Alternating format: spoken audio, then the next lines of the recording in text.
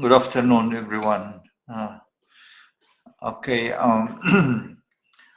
we are on the second uh, of this series, Management by the Brain. Today we have understanding ailments to manage them safely. Now, there are several ailments that we have already been able to work with, and we are going to share what we know about them and hope to help people who might in need. Okay, I will present something and I will, yeah, okay. You have on your screen, B-Boy. Okay now?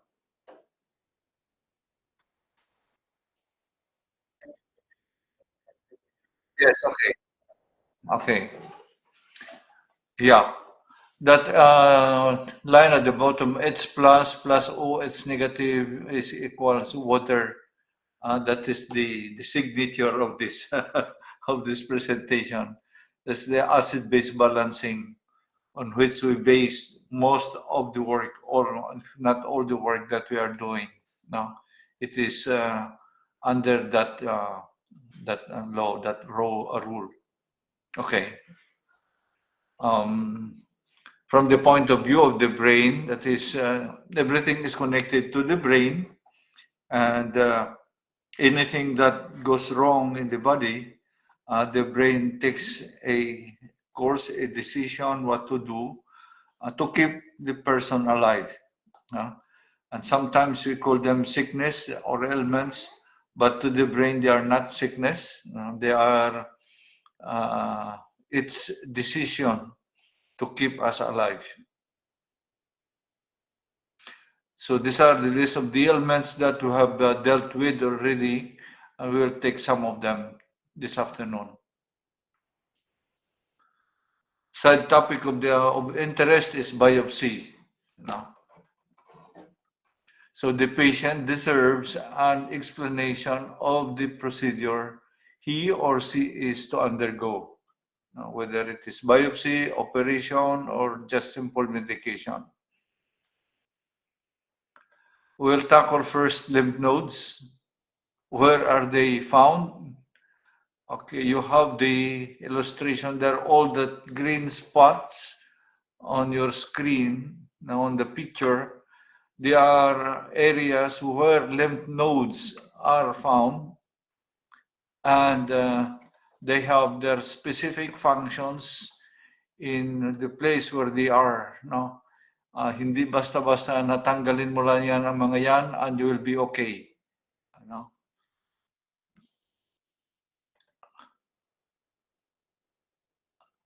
Okay, what lymph nodes do?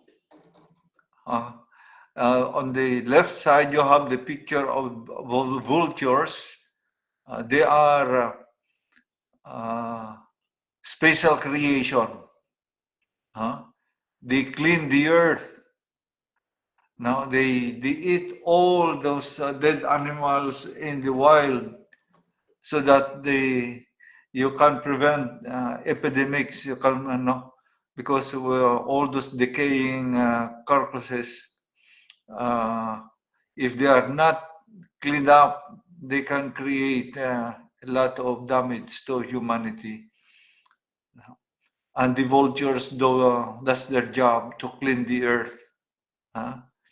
In the body, it's interesting, and it's the lymph nodes cleaning the body. You see the picture on the right, opposite the vultures, or at the side of the vultures. Those are the among the executioners found in the lymph node.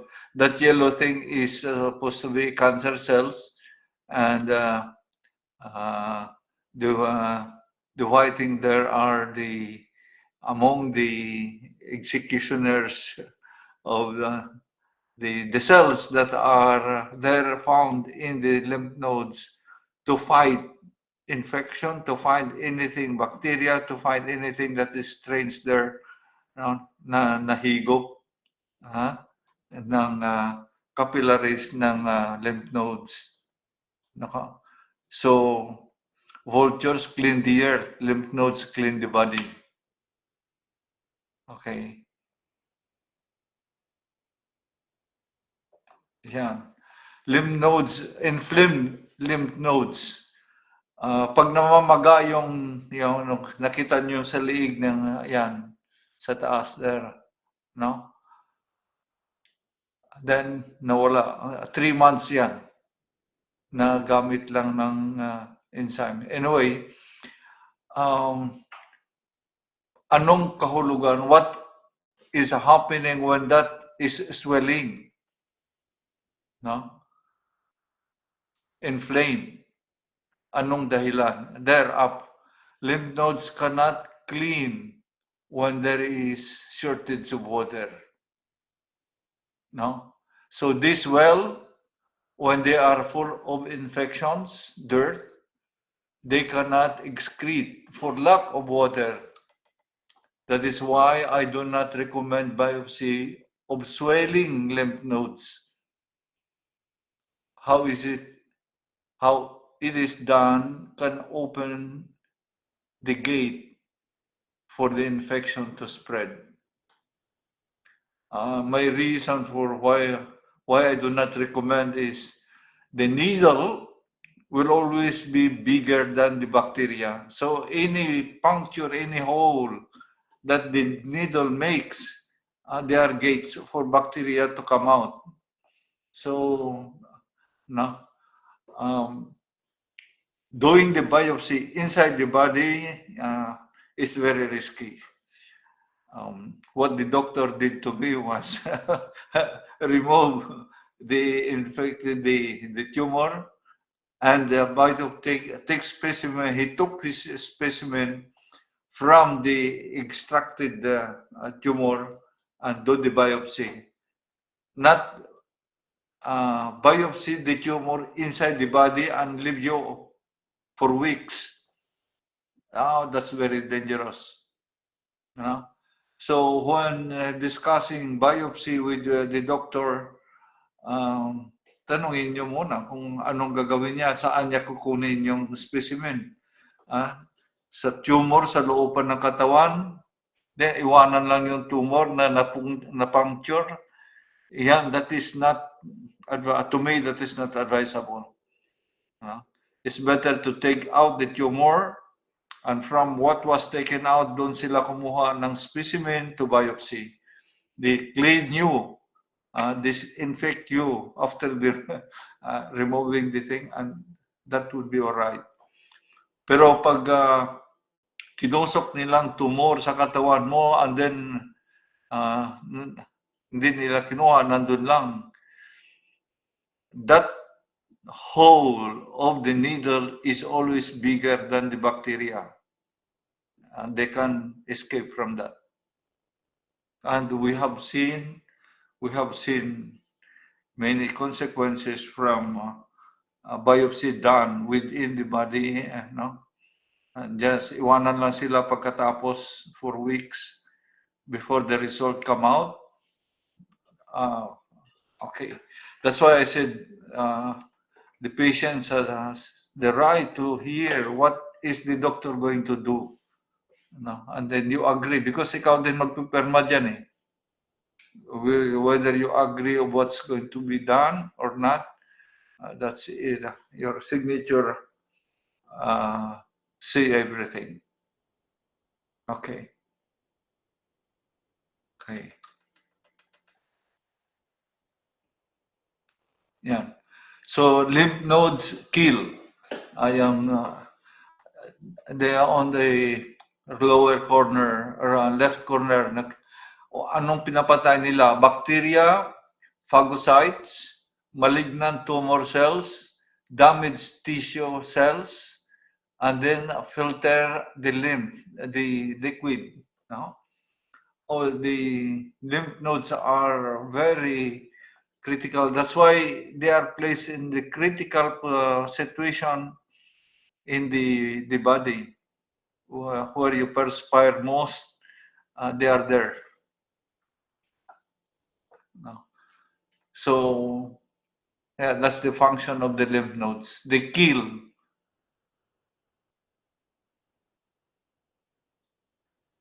Okay.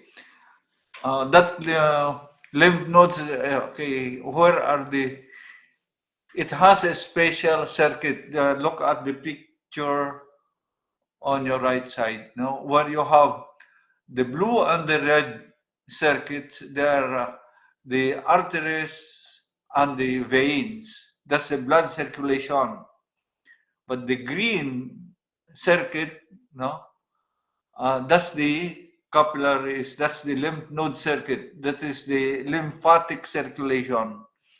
That's where the lymph circulate, and in the process that lymph circulate, it brings the bacteria, it brings the waste, all of that, and the lymph nodes, no, the lymph nodes process the whatever, kung anong pumasok dyan, kung ano nahigop niya dyan sa baba, no? That green thing there at the bottom, that's the capillaries, the end of the capillaries, and hinihigop lahat ng ano. You can see the next slide. Let us see. Yes, okay. This is the green wire, the green lines, they are lymph node capillaries. Nakihalubilo sila sa capillaries ng blood circulation. Kasi doon, kung ano ang nilabas na mga cell sa paligid, hihigupin nila yan. Kaya mahalaga talaga na may water, may hydrated ka. Kasi pag wala, hindi ka hydrated, wala silang hihigupin. Hindi sila makahigop ng waste, ng bacteria, kung ano mang kumakalat dyan na dapat linisin. No? So the lymph node capillaries, those are the green. Nakahanda na yan paglabas ng mga dumi kung saan man. Basta may tubig, sila yan maglilinis. Kaya pag dehydrated ka, hindi sila makalinis, hindi sila, wala. At saka namamaga sila. Ganon ang nangyari. So the lymph nodes, the inside, this is the inside of the lymph nodes. There are many chambers there inside. This is the killing fields of the bacteria, no?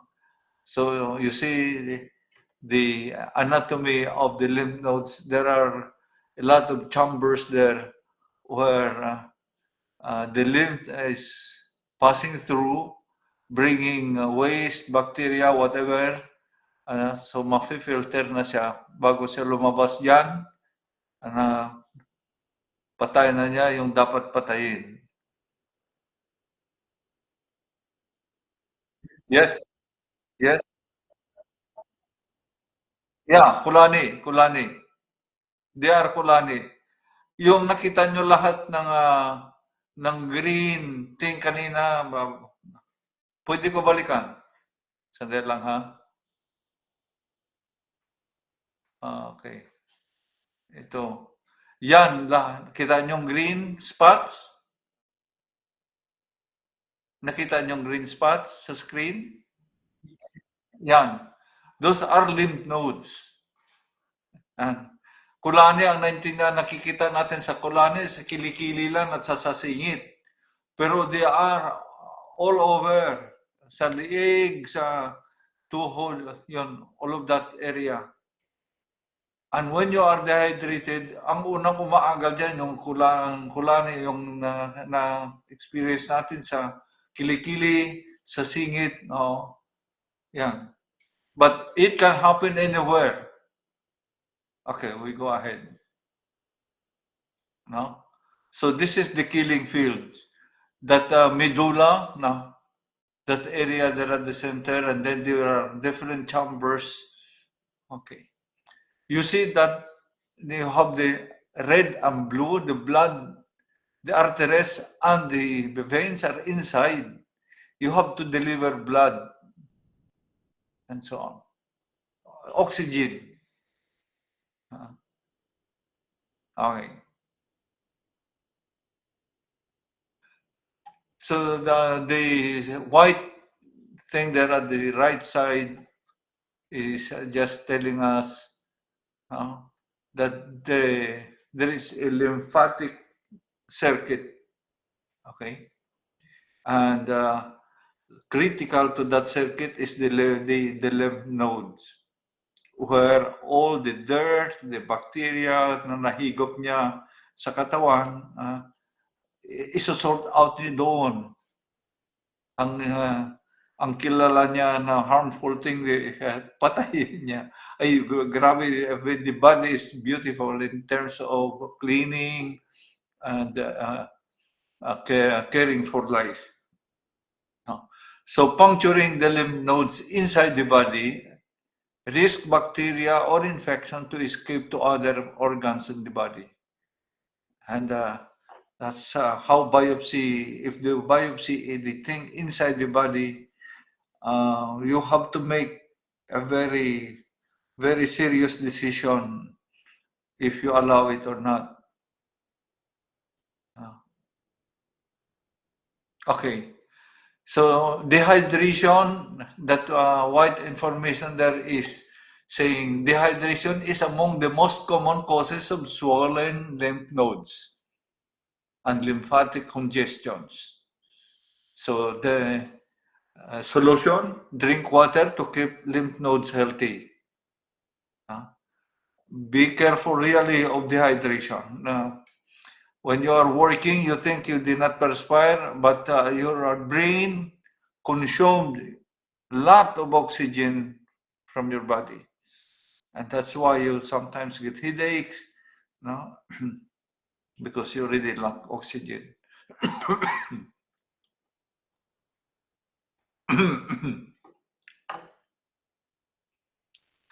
Here I have a case. Now, obviously, this is lymph nodes. No.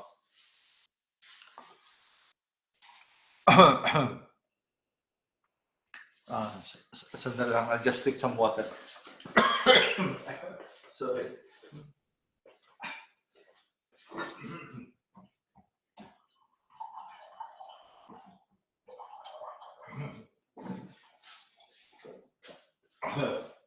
Sorry.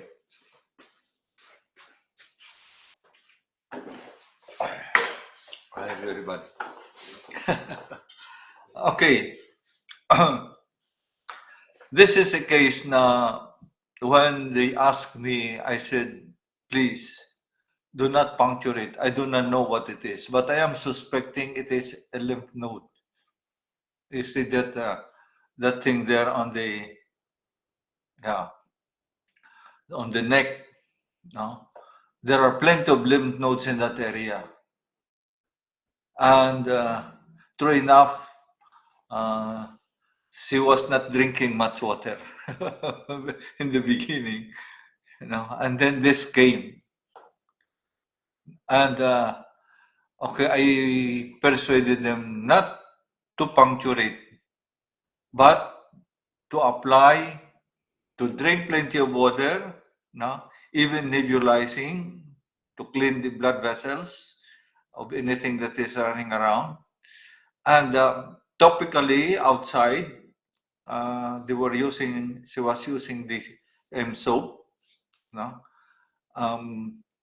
without rinsing it, just allow it to on top, and then when you perspire, that perspiration is neutralized, this acid, but the soap on top of that, on the surface, converts that perspiration to water. No? And so what happened to that lump? Okay, we go. Okay. There is, she writes, what happened? No, at first, they appear, so matigas. Sa umpisa, matigas. No? So she was taking antibiotics, but then I told her about to apply the soap, but drink plenty of water so that the lymph nodes can react, can clean. No? Okay. Until at a certain point, I think they went to the third doctor. When she came to the third doctor, malambot na, lumambot yan. Pag matigas, huwag niyong galawin. Nung lumambot na, then the doctor decided to operate. And anong nakita nila? Nana na lang.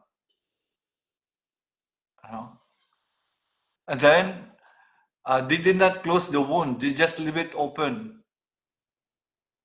No. What is my... they just leave it open. And here now, that's how it healed. Usually, ang sugat, pag tinakpan mo, minsan babaho pa yan eh.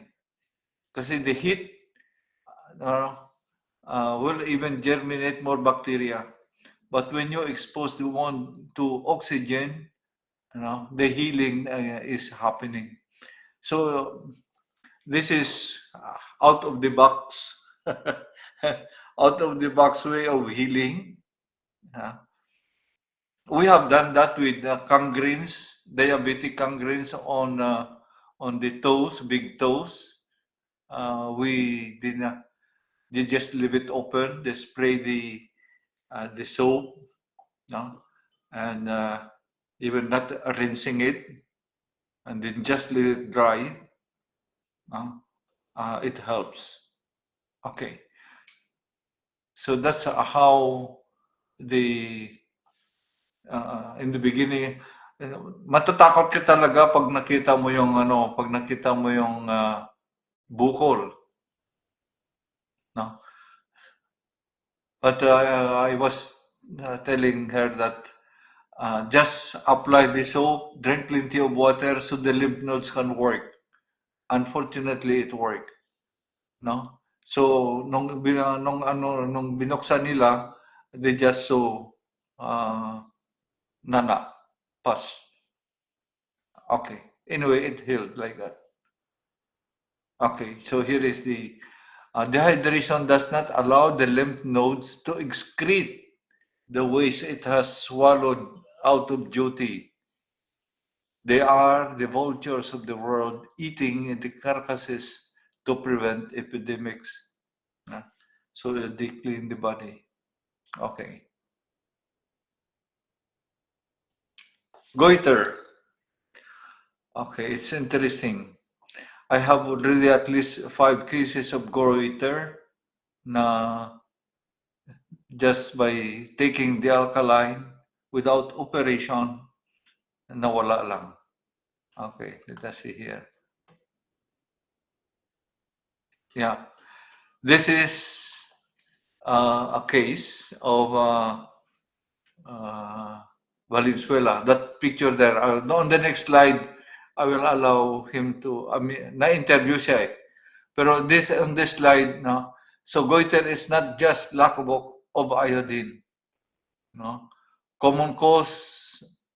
The common understanding it is lack of iodine, but that white thing there on the other on the left corner up, it says dehydration can cause it. Okay. Okay. Now let us see here. I will play this. This is in Ilonggo, pero may translation.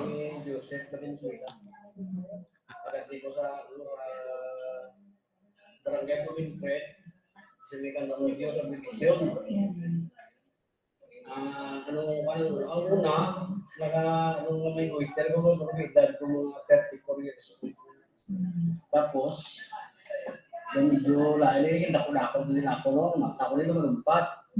Yung tabuslon yung mata ko, no? Konsulta ako sa, konsulta ko, yung sa doktor sa ako niya, operahan. Iparahan mo sa ating si Mel. Ara na, kwarta, hindi na. Kaya ko tayo mo, pira na ko po, ano lang ang desisyon mo, puli ko na sa mo, hindi sa video mo. Pag puli ko, hindi ko lang marami mo magpaano, wala ko nang balik sa akong nabrahan. Hindi na ako sa balay ng tiner. Tapos nagabot yung hinay ko, si Yunay, may nakita yung ikaw ko. Kaya mga gano'n, pero sa ako naging sahin. Nga maiga ako sa Twitter. Testingan ko man eh. Pagka-umpisa ko rin ako naman, 34 edad ko, nagbati ko man siguro sa mga nakunan ko sa lugar ko sa, amat-amat sa mga 37 na ko. Kasi sa madaling lula, construction ng bravo, construction worker. Dapat inom ko, kapanigalyo ko. Kaya gamit mo, ang iya, pag ano ba? What this?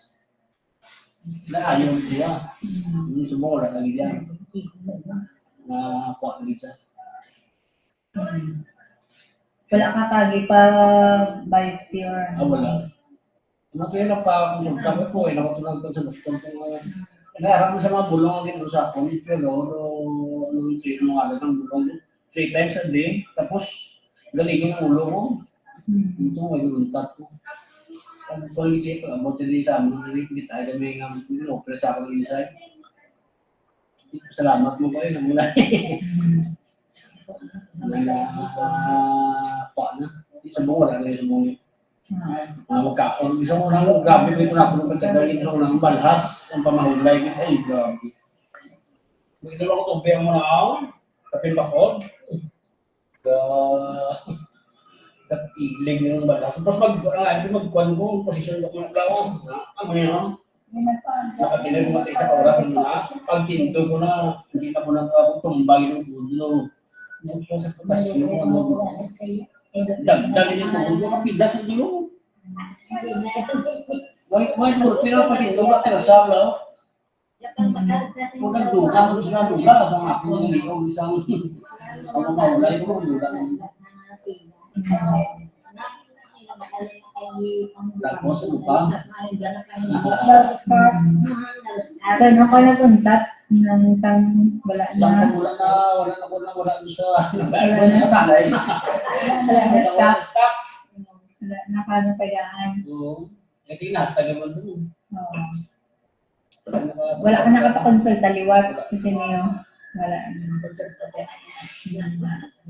Wala naman, ito okay naman. Wala ka na muslo. Wala ka ng muslo. Pero ang magginawa kaya... Ay, kung nakamugay ko, tulong niya kami pakalong-alo. Nakururokot, tulong lang niyo. Kag, hindi niya persa eh. Tapos ako hindi ko wala ko labas ko. Sarap na 61 kilos ito. Gulpi yan na. Nagdali sa 46. Gabi yung magtatong labas ko dito.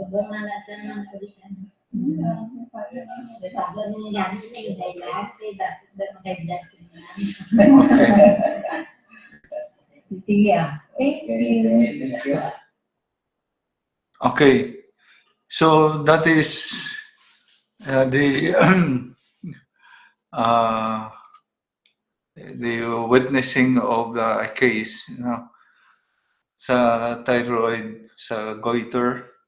And I have at least already 5 cases of that. The same, walang operation. Just drinking it,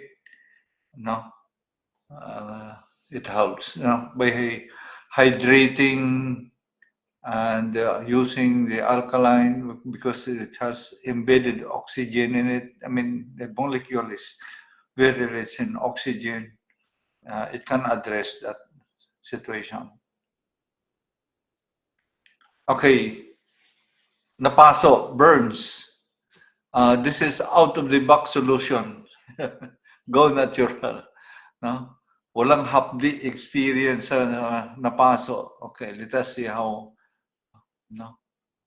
So, studying burns, ano ang sitwasyon ng napaso? Tissue suffer hypoxia or lack of oxygen. So they are suffering for lack of oxygen. And therefore, your solution is just supply oxygen. And how did we supply oxygen? Out of the box solution. No? We dissolve a portion. You see that yellow soap there with that little thing there, we chop it off. That ganong kalaki ang kinuha, tinunaw sa loob nito. At yun ang ginamit para spray sa this is the actual thing I sent to this case. The next slide. Okay. That accident took place February 22, 2021. This is in Tandang Sora. And they let me know, I think already a day after. Then immediately I sent that, prepared that solution and give it and send it to them. Now, and I told them just to spray it, do not cut anything, do not cover it, just leave it and spray it. You see that at after a month on the right corner, yeah, linis na. At walang marka yan, walang keloid, walang anong marka na maiwan after that one.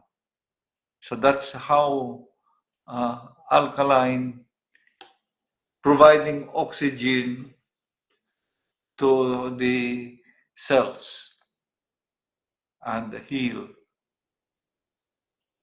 Okay. So burns, consumed oxygen is the case, no?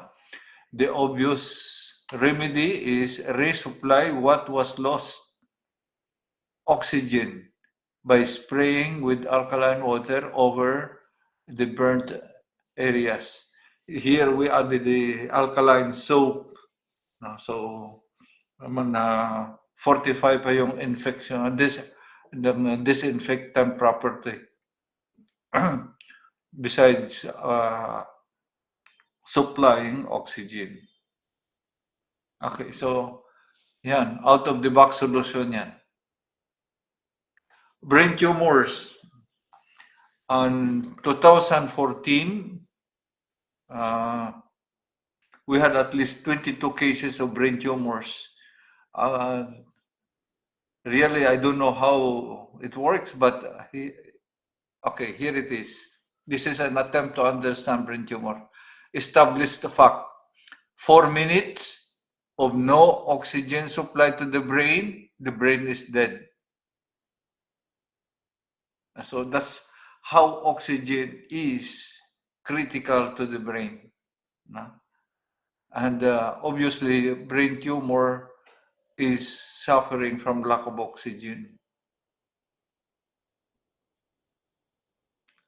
We have a case by the Errol's case, no? Yeah.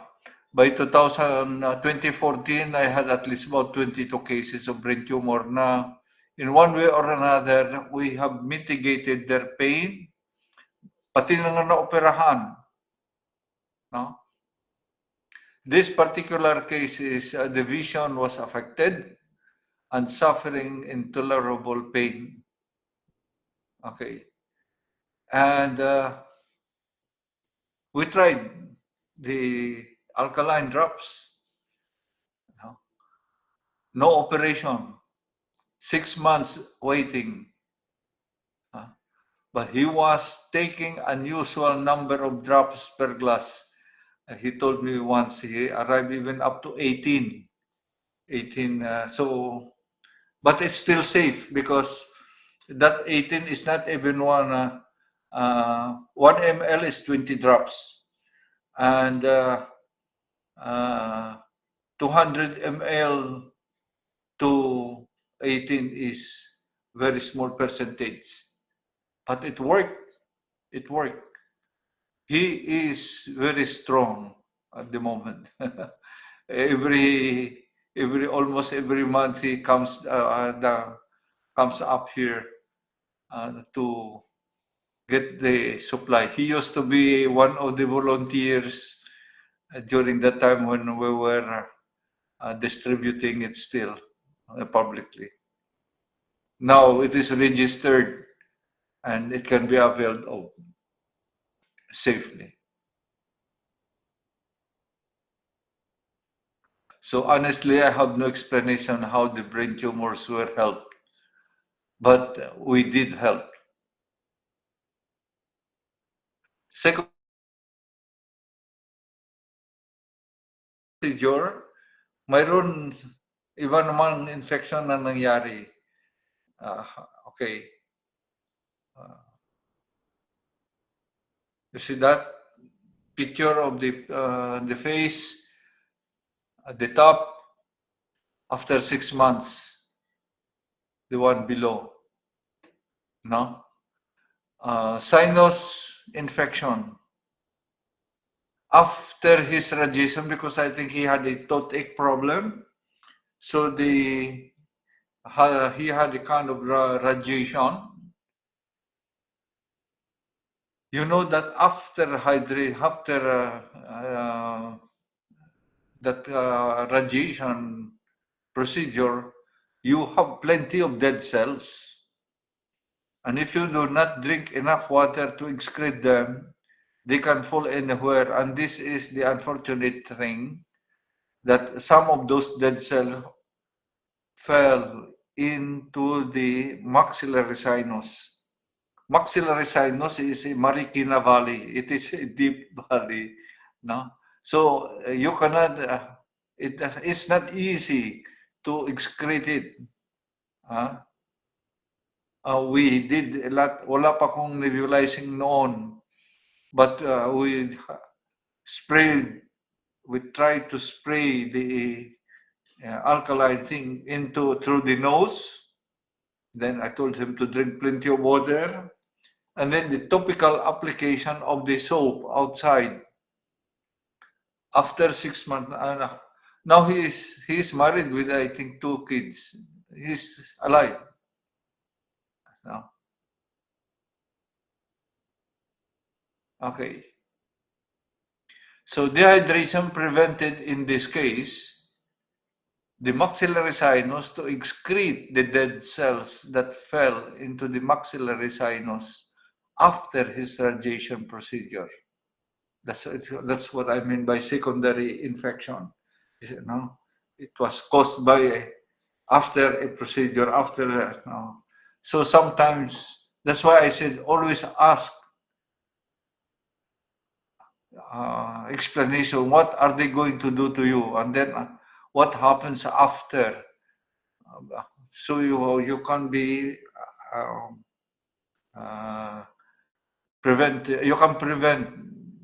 you can take some actions, some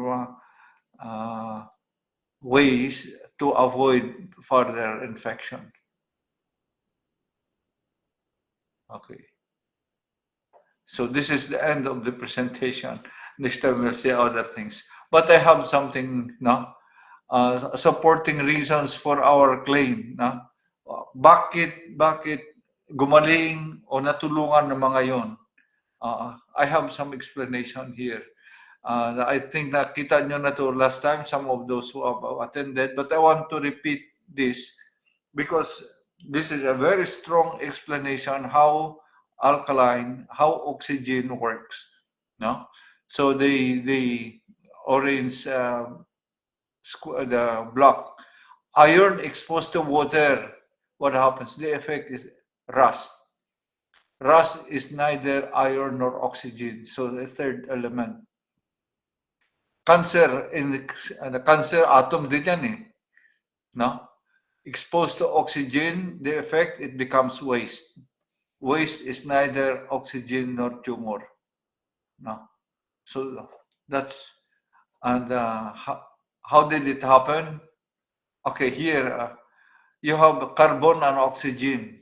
When they combine, you have carbon dioxide, no? So you don't see the carbon, you don't see the oxygen. No, yeah, you see another gas, third element. Okay, the same with hydrogen and oxygen.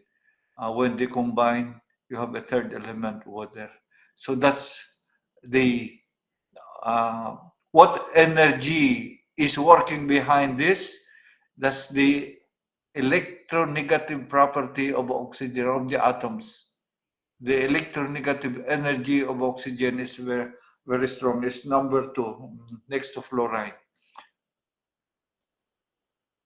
Okay, and yeah, so I applied that action of the electronegative property of oxygen attracting other electrons from other and when oxygen is exposed to cancer, no, it becomes waste. So that's my explanation for the ability of the alkaline solution, no, through the electronegative property or energy of the oxygen transform cancer or no, infection. So these are among the things that we have done, we have seen the last 25 years already. No. Okay. I would like to repeat this because this is a very critical thing on people who have been told you have cancer. No? And the stress when they hear that word is terrible. So what is my intervention? No? So when the patient is told you have cancer, they cannot sleep. And yeah, it's killing them. No? So I suggested this, no? Blood test. See what's running in your blood. No? So AFP for colon, for liver, or colon or something like that. CEA, they are cancer antigens that when you extract from your blood and combine them with something like this, the antigens, it will tell you whether your medication is working. It's not medicine. Huh? It's not medicine. It is just telling you your medication is working or not. It is telling you these are the things running in your blood. So you can take action. No? And when they do not say anything, we do not see a thing running in your blood, be happy. That's one way of pacifying stress. No? And if the thing is telling them, this antigen is telling them something, so you can take medication, antibiotics maybe, or ito yung sinasabi ko na I need 3 months when handling these cases, because the first month is just, okay, you see it. Let us see at the end of the 1 month, nabawasan ba yung cyst o dumami pa? Okay. Kung may isa lang na wala, matutuwa na. I'm already very happy. Now, even kung mayroong mga nadagdag, okay lang. So I asked for another second month of applying oxygen, using the soap, drinking, even nebulizing, cleaning the blood vessels. No? And usually on the second month, a very good direction or indication is, significant change. And usually about 3 months to 6 months, that's how, in fact, I am quite happy with that, because the how fast should oxygen work according to Eke Brewer. Cancer cells die in 12 to 36 hours. No? So it depends on how eager, how religious we are in drinking that oxygen in the water, in applying that soap, in doing that nebulizing, no, or delivering oxygen into the body. That's very critical. No, nature does not jump. We have to do it very patiently, slowly, and very patiently. Okay. Thank you very much for your what this is. Okay. Yeah. Okay. So we are back to the. If you have what this is, if you have some clarification or some questions, I would be glad to answer them. So the special interest yung kanina is especially the lymph nodes, because I have seen already many biopsy done on the lymph nodes, especially on the neck. I really so lymphoma, all that.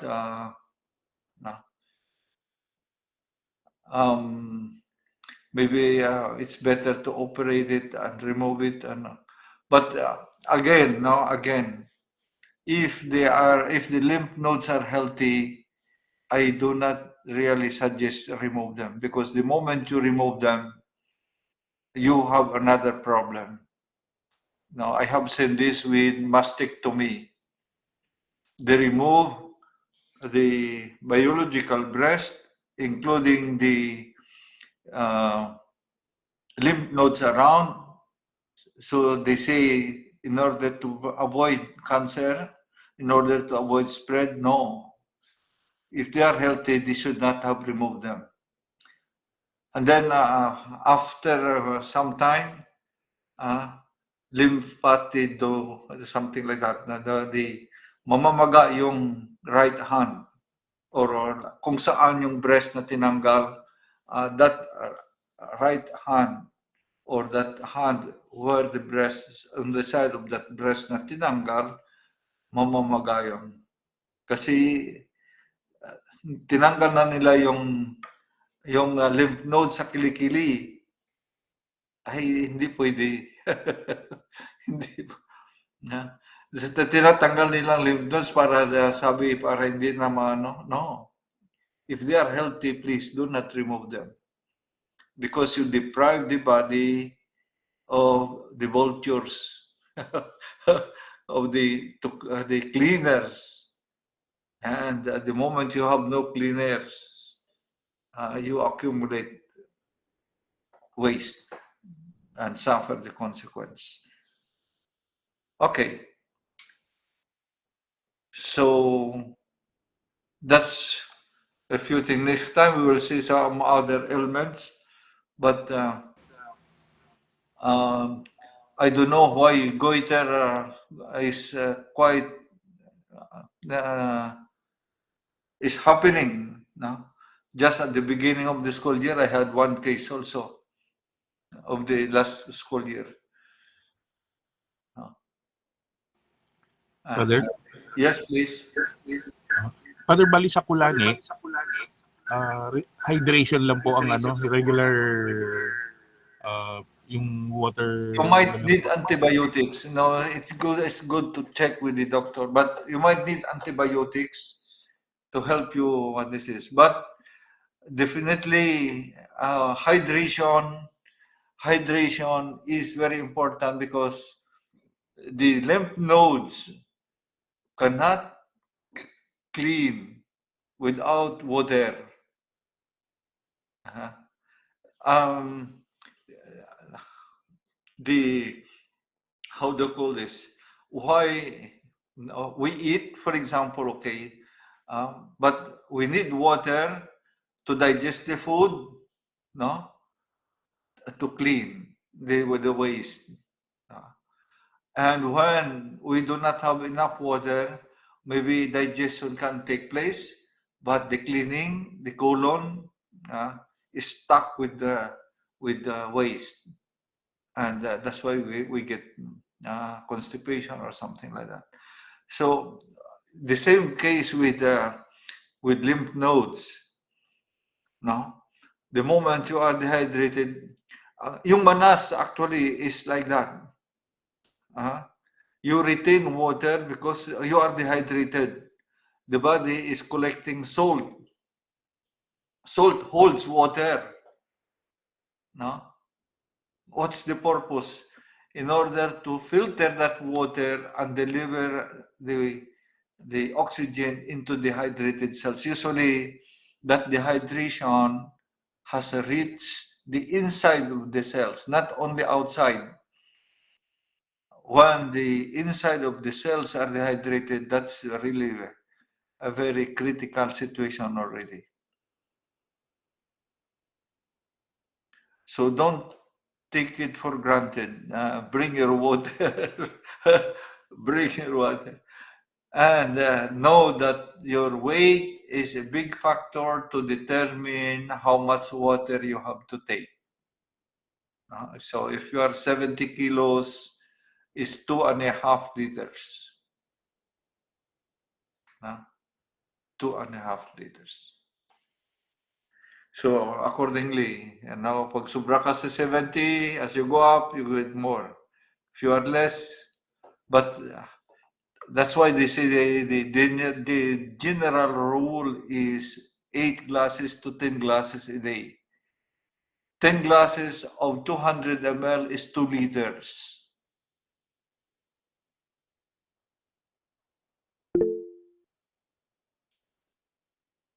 Yes, Ronald. What? Magandang gabi, Father. Good evening, yeah. Father, comment lang po doon sa mga natulungan yung mga may sakit. May rate of healing po ba na you were able to say, for example, meron siyang cancer, after 6 months to 1 year, na i-predict ba yun? Kunwari, meron siyang edema, after certain time, sige, kunin natin to ng 3 months. Okay, yeah. Can you forecast the time? Pwede ba yun, Father? Not forecast, but we have experienced that kasi imo-monitor mo kung ano nangyari when you start medicating, no? So whether your medication, your medicine is working or not, you have to monitor that. My way of monitoring is that you take it for 1 month. Let's see what happens. Usually, I ask for blood test, yung antigens. No, so sa breast cancer, for example, the antigen is CA15-3. No, so after I recommend that when they start taking the drops, they also get a blood test. So where are we? Now, if the antigen tell them something, okay, we work for 1 month of really religiously taking, drinking, nebulizing, or basta apply massively oxygen. Because it is very definite that Batman Dr. Feridon is very specific about it already on the second volume of his book, Your Body Many Cries for Water, or the third edition. Your Body Many Cries for Water. He categorically states oxygen, cancer cells are killed by oxygen. And that is supported by Otto Warburg. Otto Warburg says, cancer cells thrive in areas where there is low or no oxygen at all. That's where cancer cells thrive. Kay Brewer naman, ang ginawa niya, molecule by molecule, he was putting alkaline molecules to cancer molecules. When he arrived at the point of pH 8, applying mo, he was on the atomic level, no? Applying that molecule, I mean that alkaline molecules or atoms to cancer cells.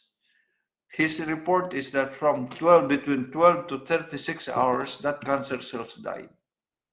That's how fast it is. So it's how we apply, how we use oxygen, especially when there are infection. I have seen that also on gangrene. Now, yung diabetic gangrene, just spray constantly, no, that soap and water without even rinsing it. We have avoided amputation. So it's how one takes care of oneself, or if there are other people taking care of, is the massive delivery of oxygen into the body. The modern thing now is oxygen hyperbaric chambers. They put cancer patients into a high pressured oxygen, no, in a room to breathe, to expose the wound or whatever, to facilitate healing. So we are not inventing, we are not guessing. There are modern applications already of how to use oxygen to heal cancers. I hope I answered that. Opo, Father. Okay. Sometimes, Father, it might take 2 years or 3 years, pero you seem hopeless. Pero yung sinabi nyo na determination of someone who wants to heal, who wants to get well. Yes. Nasagot naman po. Yes. I did not get that text. I think it was about the soap. You know, I'll read it for you, Father. Okay, okay.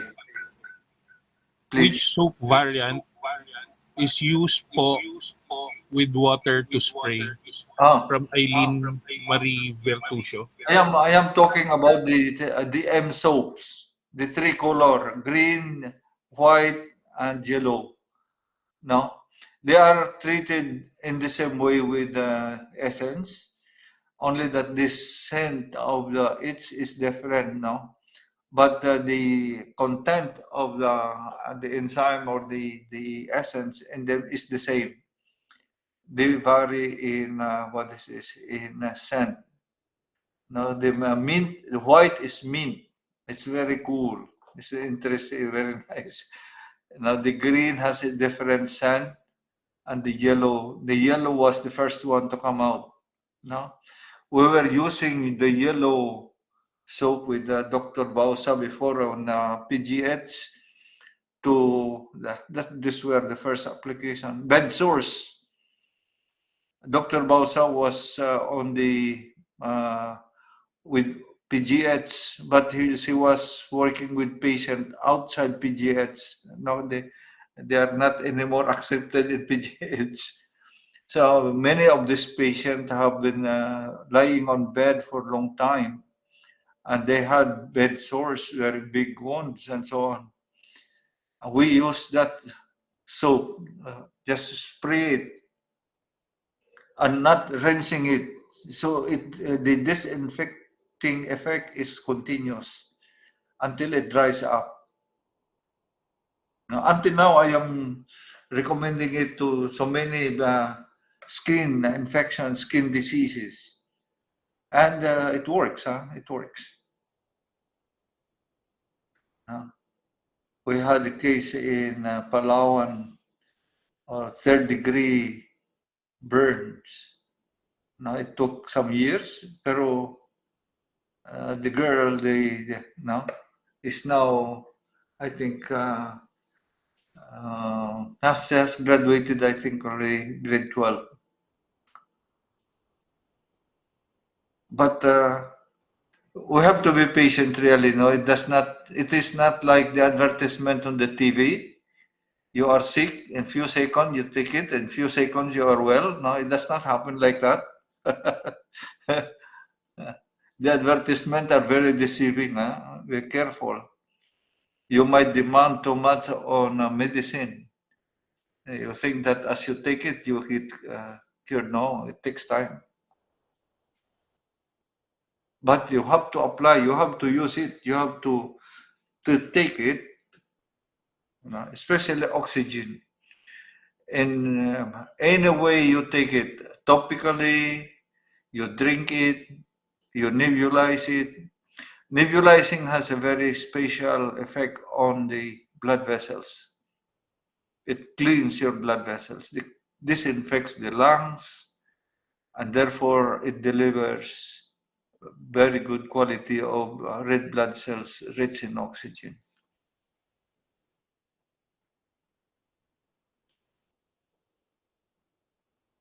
Okay. Yeah.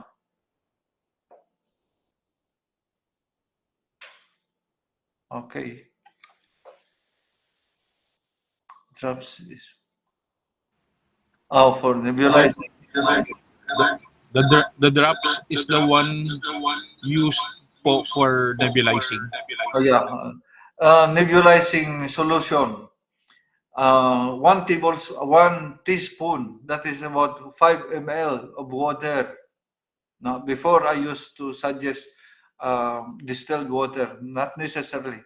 Any potable water will work. No? 5 ml or isang kutsarita. No, you put it in the diffuser of the nebulizer, and then you put 3 drops of essence, and then you nebulize for 10 to 15 minutes. No, if the infection is really very bad, like TB or something like that, the first week usually I ask them 3 or 4 times a day for 1 week. No, if it is TB or something like that. If the infection is really very bad, then after that, even just twice a day.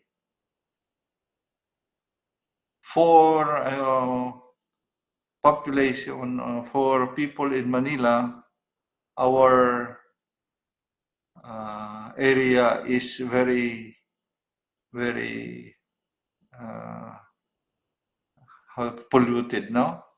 If you watch from Antipolo, you look over Manila, it's very discouraging. You have a cloud of smoke. Yung bubong natin itim. Usok. Pollution. That's why we have very high incident of upper respiratory cases in Manila because of pollution. And nebulizing the alkaline thing is very helpful.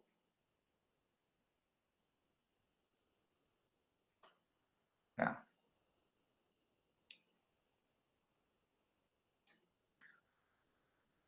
Yeah, they're almost the same thing we're repeating, but at least something can remain after a certain, especially hydration. Because the moment you start sitting down and work, you forget your water. And then you just realize masakit ng ulo mo. You complain of arthritis, we can complain about many things, but we have to be very careful about hydration. Okay.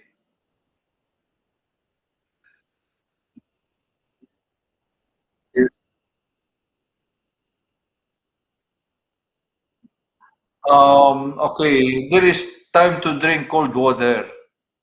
One is the time to drink cold water. At least an hour or an hour and a half after eating. No?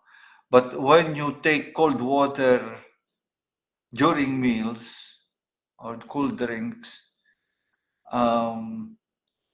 you know, the process of digestion needs heat. And if you do not have heat in the stomach after eating, the stomach still have to generate that heat. You know, usually that's when the blood start rushing through to your stomach, because that digestion is a big work. It's all muscles grinding your food and so on, plus the acid and so on. No, and when there is not enough heat, the food cannot be digested. No, and undigested food are stored as fat. No? That's why many of people know I do not ask them to stop drinking cold water. No, that is their decision.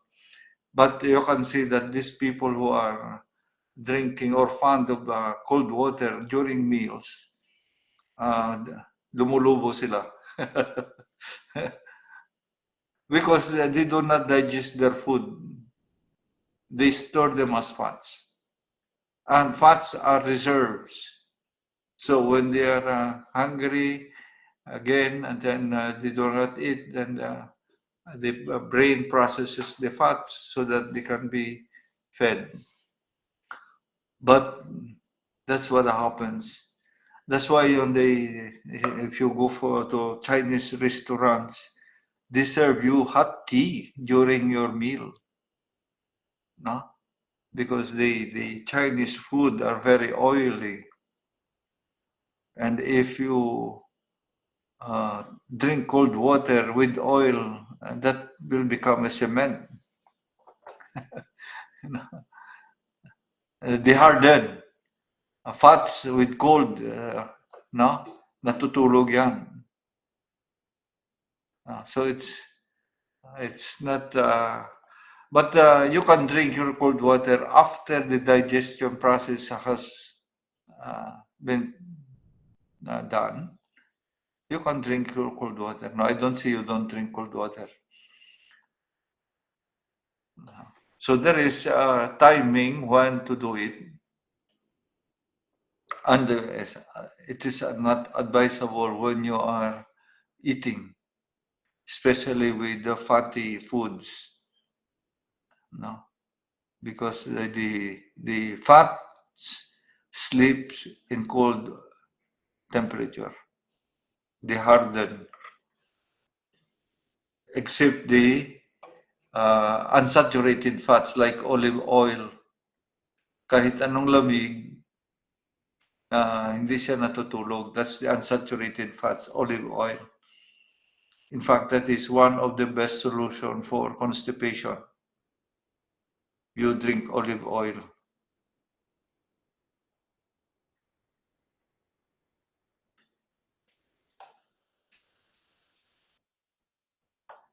All right.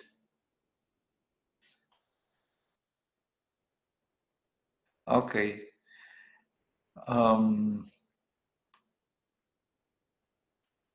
This past days, I have been following some cases, mga result from biopsy.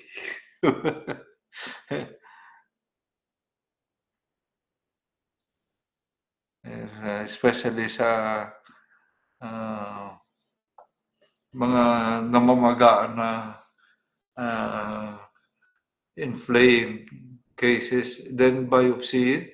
Oh, it's terrible. But I don't say you don't go for biopsy, because the hospital will not treat you if you don't go for biopsy, if you don't allow them to do. So it's really a dilemma on the part of the patients, what to do. But I still believe in the power of oxygen to, at least I have seen it already for for 24 years. Different sickness that come around, and we offer the same thing, the alkaline, oxygen. But I have already the support of at least 3 authors: Warburg, Feridun, and Brouwer. That oxygen is the ultimate platform to start healing. Okay. Yeah.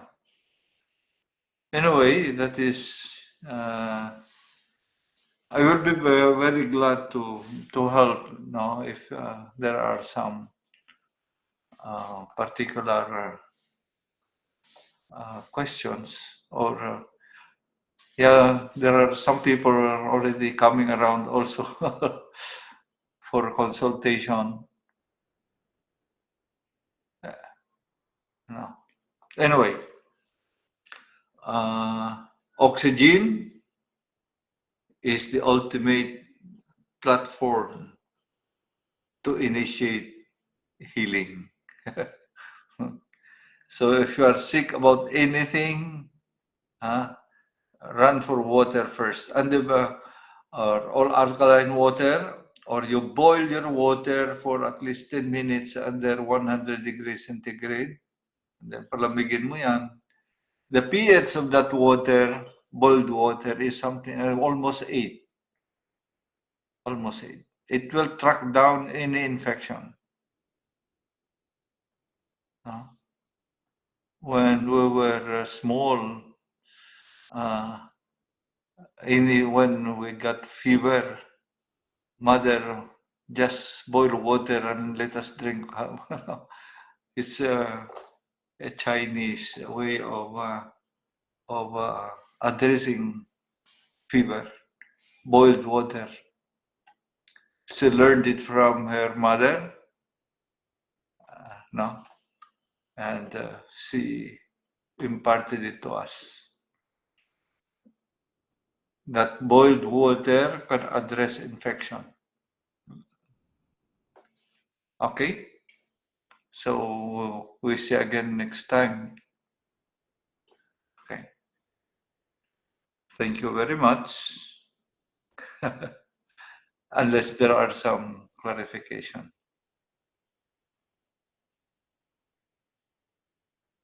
Okay.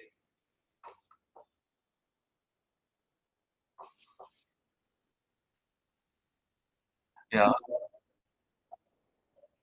Maxi raising hands. Okay. Ano yon, Maxi? Are you raising your hands? Yes. I was gonna ask about juice About juice. as opposed to water. Oh, no. Okay.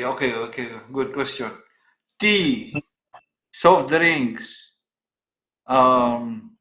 coffee, they are not water. You need an equivalent amount of water to digest them.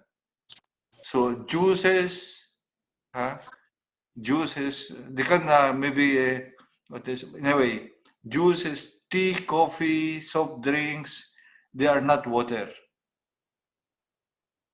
You have to drink So tea, hindi pwede. Tea. Green tea. tea are even acids. Now there are special acids. So they are liquid, but they are not water. You need water to digest them. About natural juices like fruit juices, imo mo bi kwan. I-blend They're mo bi fruits. yung juice. They're fruits. Mo mango juice. Yeah, juice. They are still juices. You need water to digest them. So that's quite a common mistake that since they drank coffee or tea or juices, they had their liquid, their water sold. No. Dr. Feridon is very clear about that.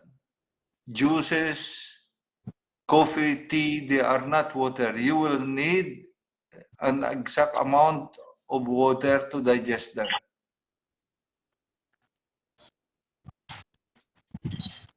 Lemon, okay, does not become alkaline. Lemon, the pH of lemon is 2. It's very strong acid. But the moment you put it into water, it releases oxygen, and the lemon water actually pH is almost 7. It does not become alkaline,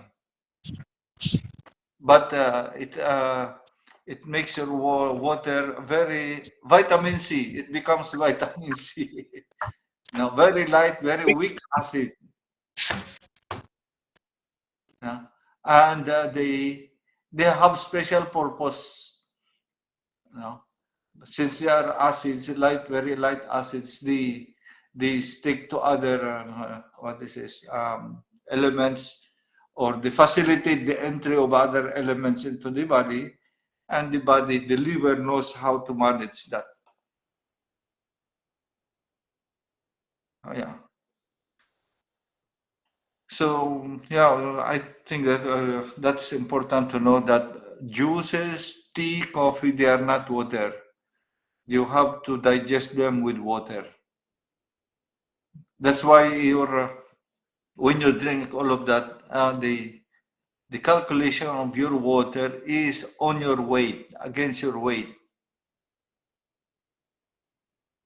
Now, that's what I said about 70 kilos is 2.5 liters. Feridon has a formula. It's 1/2 your body weight in ounces. 1/2 your body weight in ounces. So if you have, let's say, 120 pounds divided by 2, that's 60. That's 60 ounces. Divided by 30, that is 2 liters.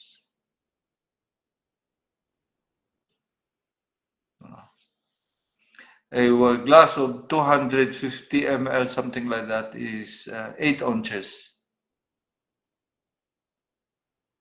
That's why they say you drink 8 glasses, 8 ounces. That's about 250 ml per glass. 8 ounces is about 250 ml.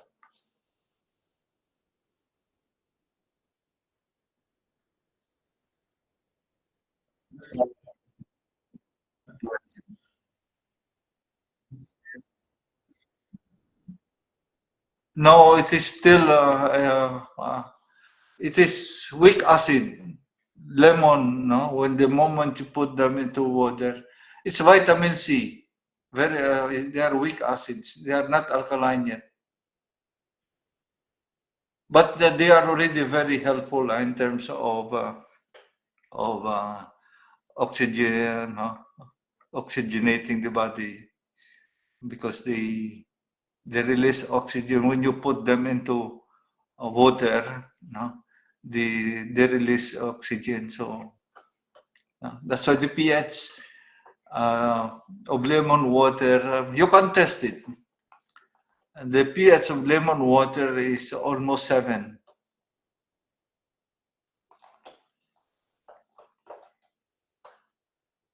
But they are weak, they call it weak acids. Vitamin C, they have another purpose. They facilitate the entry of food or no into the body.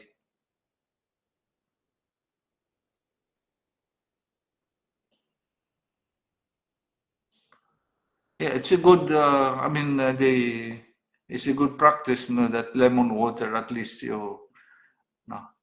But it is juice actually, huh? Lemon juice.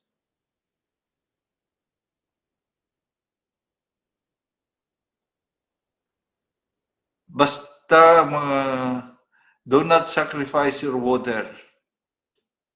Know your weight and know the amount of water you need. You can drink all the juices, the tea and coffee, but you have to take your water required by your weight. Kung kulang yan, manniningil yan. Kung kulang yung tubig na ininom mo sa katawan mo, sisingilin ka ng katawan. Maniningil yan.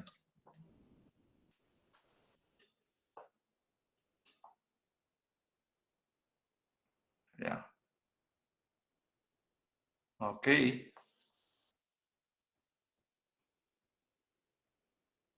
Yeah.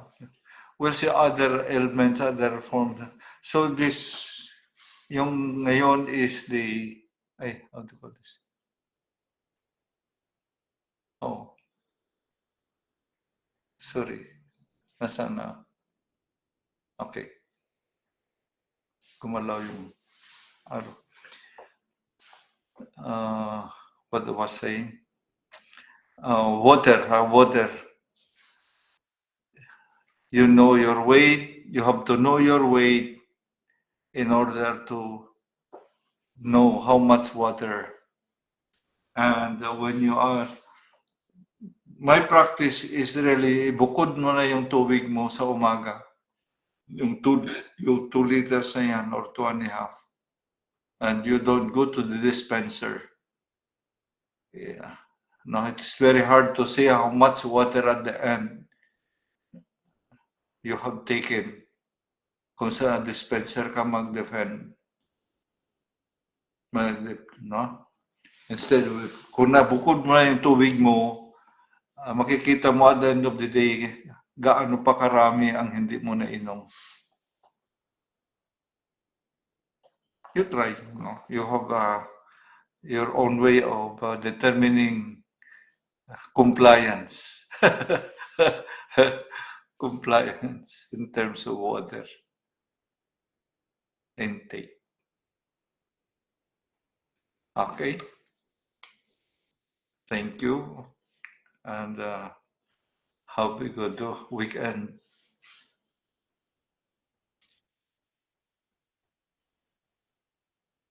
Thank you very much. Thank you very much. No. See you in Manila. Ano, Max? Thank you very much. Thank you very much. Thank you, everyone.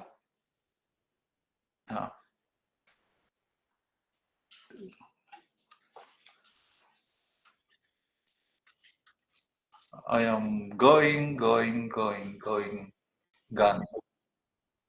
Bye. Thank you very much.